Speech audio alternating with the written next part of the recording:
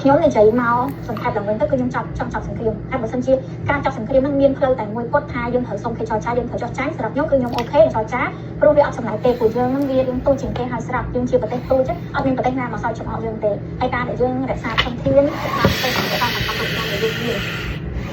អូតឹងធុងមែនតាណាងើបឡើងបងងើបឡើងលើកមុនសឹងតែអេឥឡូវម្នាក់ទៀតអូយមិនជឿហ្មង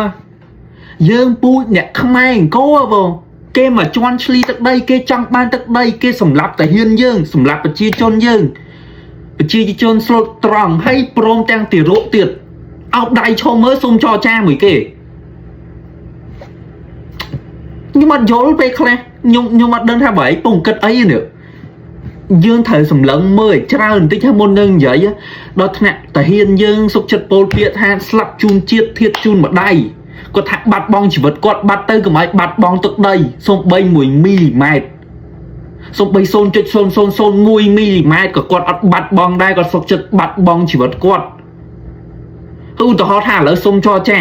លើក្រោយវាបានដៃទៀតវាបានដៃវាធ្លាប់បំផ្លាញប្រាសាទយើងប្រាសាទតាកវៃប្រាសាទព្រះភិរស្ពានទៀតលើក្រោយវាបានដៃបាញ់ទៀតវាសម្លាប់តាហ៊ានយើងទៀតហើយយើងសុំចរចាទៀតសុំចរចាបន្តិចអស់ដីបន្តិចសុំចរចាបន្តិចអស់ដីបន្តិចអស់ដីបន្តិចអស់ដីបន្តិចរហូតដល់អស់ដីតែម្ដងអូយសុំគិតឡើងវិញផងមុននឹងនិយាយខ្ញុំអត់ដឹងថាបើឯងគិតអីខ្ញុំអត់យល់ទេពូជយើងពូជអ្នកខ្មែរអង្គរពូជអ្នកចម្បាំងពូជអ្នកខ្លាំងអញ្ចឹងយើងត្រូវតស៊ូដីទាំងអស់ហ្នឹងគេមរតកទាំងអស់ហ្នឹងប្រាសាទទាំងអស់ហ្នឹង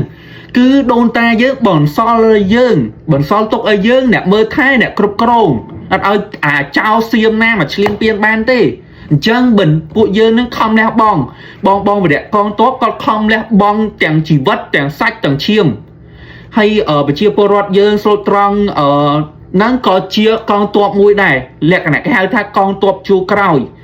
ដើម្បីជួយជំនួយផ្ដល់ជំនួយផ្ដល់ជាស្បៀងផ្ដល់ជាសម្ភារៈដល់ជនភៀសសឹកនិងតាហ៊ាន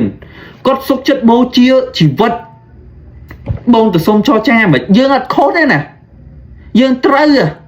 ឧទាហរណ៍សុកគេមកចង់និយាយយើងត្រូវយើងអត់ខុសទេអត់មានអីទៅសុំគេចរចាទេយើងមានសិទ្ធិការពារខ្លួនកុំឲ្យគេយកទឹកដីយើងសុំគេចរចាមិនអូយសុំគិតម្ដងទៀតផងខ្ញុំ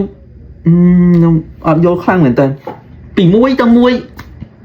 អត់មានត្រូវសុំគេចរចាទេការពារទឹកដី